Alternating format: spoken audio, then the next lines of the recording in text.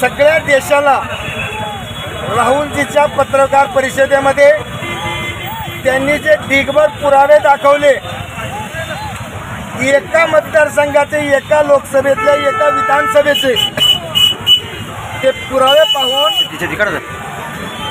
त्या ठिकाणी चोरी करून हे सरकार सत्तेत बसलेलं आहे याची देशातल्या तमाम बुद्धिवाद्यांना, युवकांना, महिलांना खात्री पटली आहे।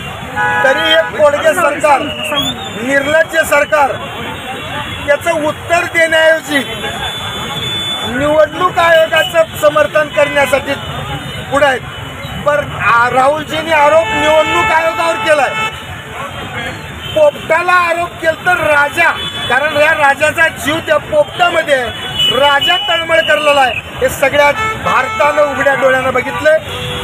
भारतामध्ये, भारतीय संस्कृतीमध्ये, संत परंपरेमध्ये, देशाच्या सगळ्या संस्कृतीत सत्याला अत्यंत मोठं महत्त्व दिलेलं आहे आणि असत्याच्या आधारावर आलेलं हे सरकार पापी सरकार आहे।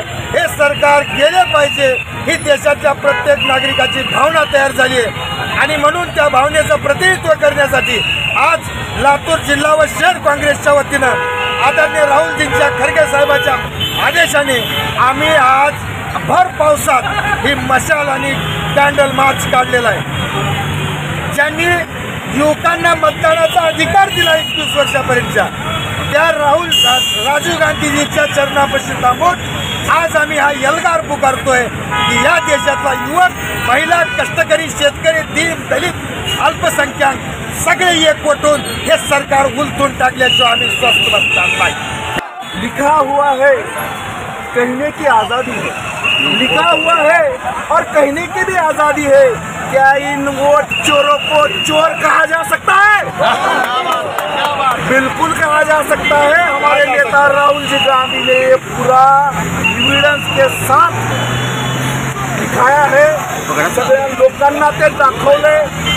राहुलजी गांधी यांनी पूर्ण जनतेच्या निदर्शनास आणून दिले की हे केंद्रातलं आणि या राज्यातलं सरकार कशा प्रकारे मताची चोरी करून या सत्तेत आलेलं आहे। हे पाप करून आलेला, हे पाप त्यांना देऊन तुमच्याशिवाय राहणार। आज या चोरीच्या घटनेचा निषेध करण्यासाठी लातूर शहर जिल्हा काँग्रेस कमिटी आणि जिल्हा काँग्रेस कमिटीच्या वतीनं आज या ठिकाणी मशाल रॅली काढण्यात आली होती। या रॅलीच्या माध्यमातून आम्हाला सर्वसामान्य जनतेला हे दाखवून द्यायचं आहे की त्यांच्या मताचा अधिकारावरती डल्ला मारून हे सत्तेत बसलेले आहे। त्यामुळे या घटनेचा मी तीव्र निषेध करतो।